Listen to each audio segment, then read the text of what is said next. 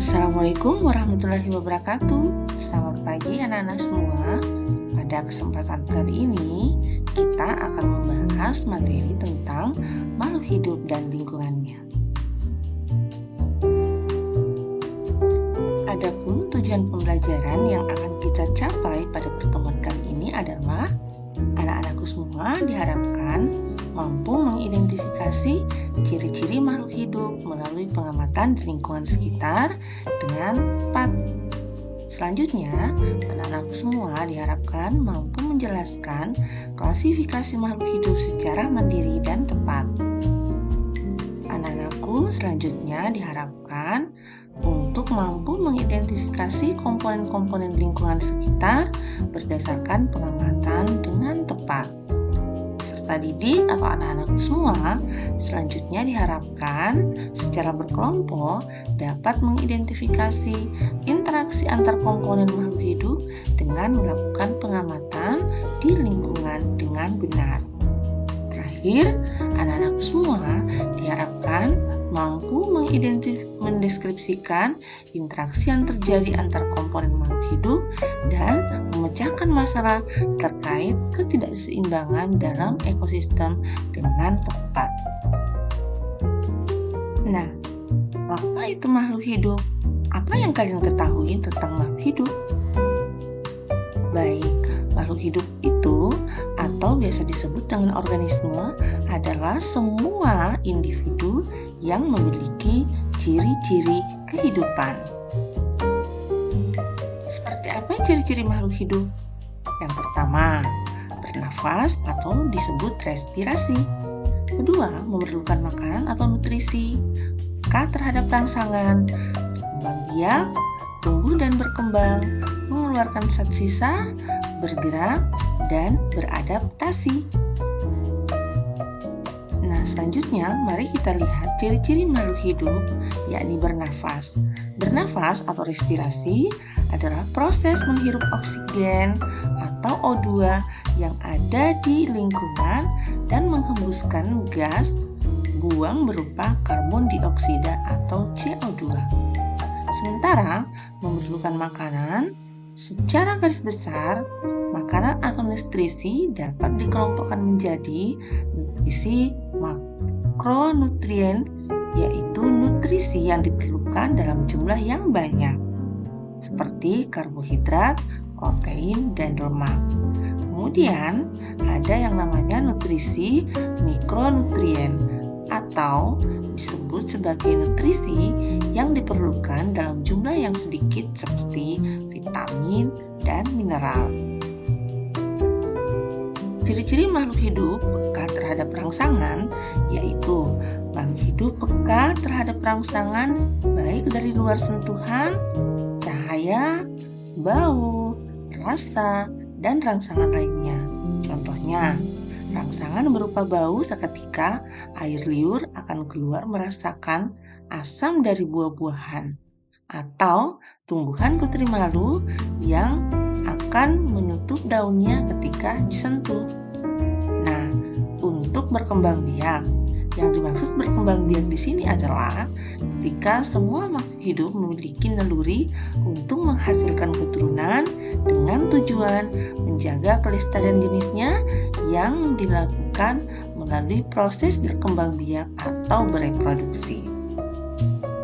Ciri-ciri makhluk hidup selanjutnya adalah tumbuh dan berkembang, yakni semua makhluk hidup mengalami proses tumbuh dan berkembang. Pertumbuhan di sini adalah perubahan ukuran, misalnya panjang, massa, dan volume. Sementara itu, perkembangan dalam hal ini adalah proses menuju kedewasaan. Nah, ciri selanjutnya adalah mengeluarkan zat sisa, yakni setiap makhluk hidup melakukan proses metabolisme dalam menjaga kelangsungan hidupnya. Dalam proses tersebut akan terbentuklah zat sisa yang harus dikeluarkan melalui proses pengeluaran atau disebut dengan zat sisa atau ekskresi. Ciri berikutnya adalah bergerak. Makhluk hidup akan bergerak, yakni bergerak meskipun tidak harus berpindah tempat. Bergerak yang dimaksud pada ciri-ciri tumbuhan adalah bukan berarti berpindah-pindah tempat atau melakukan mobilitas.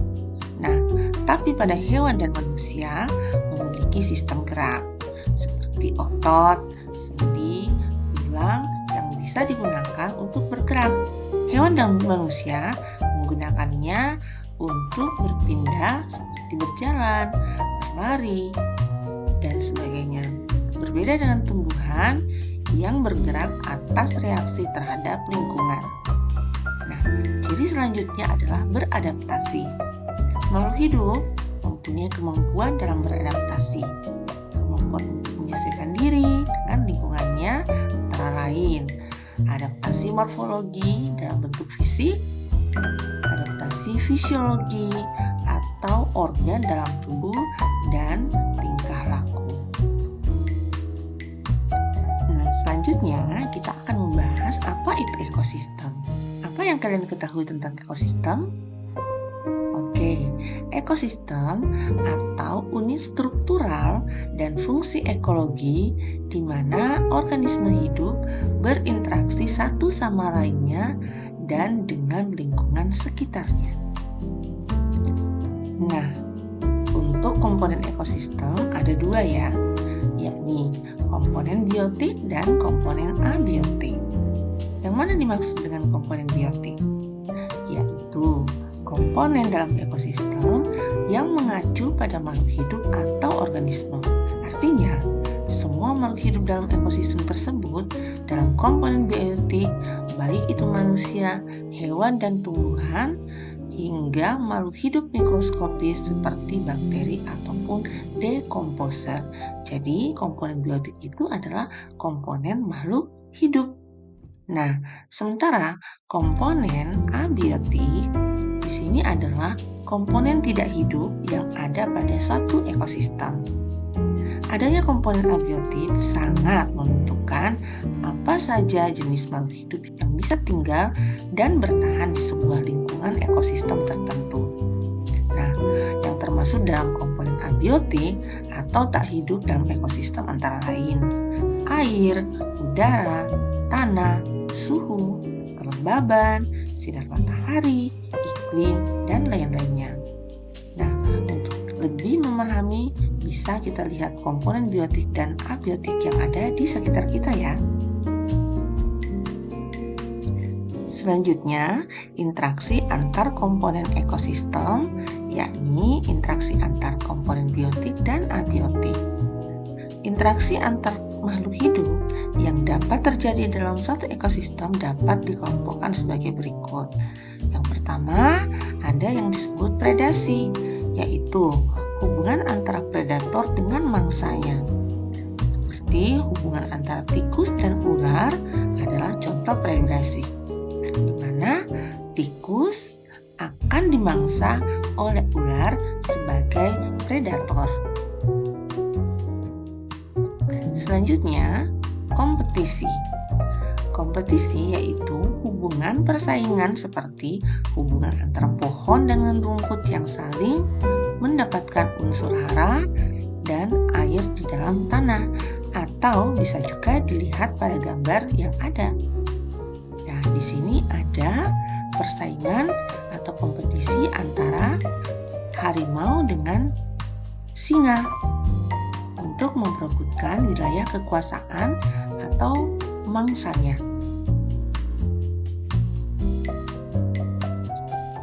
Interaksi selanjutnya adalah netral, yaitu hubungan yang tidak saling mengganggu, seperti pada gambar yang tertera antara domba dengan ayam, atau antara ikan dengan katak di dalam kolam.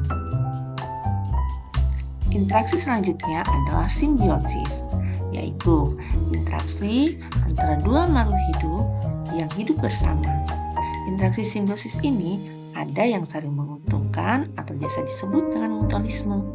Ada yang dalam interaksinya satu organisme mengalami kerugian, sedangkan yang lainnya mengalami keuntungan atau biasa disebut dengan parasitisme. Dan ada yang dalam interaksinya satu organisme mengalami keuntungan, sedangkan sedangkan yang lainnya tidak mengalami kerugian ataupun keuntungan. Biasa disebut dengan simbiosis komensalisme. Interaksi berikutnya adalah antibiosis, yaitu interaksi dua makhluk hidup di mana salah satu makhluk hidup tersebut mengeluarkan racun untuk membunuh makhluk hidup yang lainnya, seperti interaksi antara jamur penicillium dengan bakteri, di mana jamur ini mengeluarkan antibiotik yang dapat membunuh kuman bakteri.